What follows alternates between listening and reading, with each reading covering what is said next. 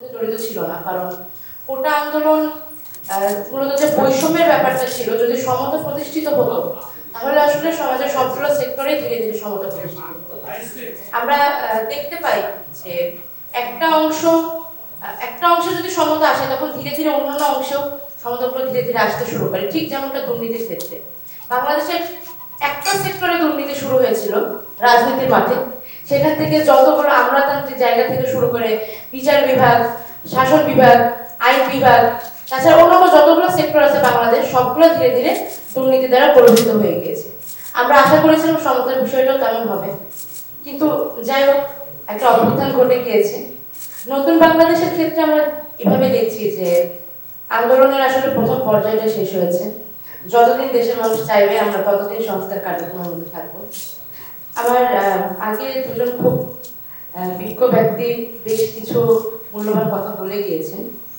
আজকের এই আলোচনা সভার যে বিষয়টা ছিল সরকারের আশু করণীয় কি, আশু করণীয় বলতে আমরা সবসময় আমরা ছাত্ররা এবং ছাত্র জনতা একসাথে আমাদের চোখে মনে হচ্ছে ল এনফোর্সের রিফরমেশনটা সবচেয়ে বেশি ইম্পর্টেন্ট।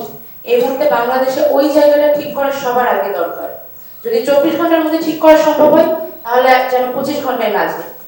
একই সঙ্গে শুধুমাত্র যে আইন শৃঙ্খলা বাহিনী, সেনাবাহিনী, আমাদের নৌবাহিনী বা বিমান বাহিনীর মধ্যে ঠিক করতে হবে ব্যাপারটা তা না। সবচেয়ে আরো একটা জায়গাতে একটু নজর দেওয়া খুব জরুরি, সেটা হচ্ছে আমাদের গোয়েন্দা বিভাগ। আমাদের যখন নিয়ে যাওয়া হয়েছিল তখন গোয়েন্দা বিভাগ আসলে কতটা করাপ্টেড এবং কত বেশি জিনিসটা দলীয়ভাবে দূষিত সেই জিনিসটা আমরা বুঝতে পেরেছিলাম।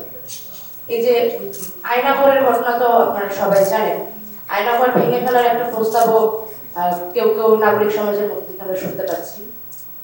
কিন্তু আমরা শুধু একটা আয়নাঘরের পরিচয় চাই, বাংলাদেশে আর কোথায় কতগুলো আয়নাঘর আছে, আদৌ আছে কিনা, এই তদন্তগুলো কে করবে? আমার মনে হয় ল এনফোর্সের মধ্যে এই বিষয়গুলো আনা উচিত। রাষ্ট্রীয় খুন, রাষ্ট্রীয় গুম, রাষ্ট্রীয় অপরাধের বিচার হওয়া উচিত অবশ্যই, এবং অবশ্যই তদন্ত। আমি বলতে চাই, যেহেতু অন্তর্বর্তীকালীন সরকার আমাদের এখন যেটা গঠিত হয়েছে, এটা কোনো দলীয় সরকার না, কোনো দলের প্রতি তাদের লয়ালটি রাখার প্রয়োজন নেই, নিরপেক্ষতার মানে চূড়ান্ত পর্যায়ে তারা থাকতে পারে যদি তারা থাকতে চায়।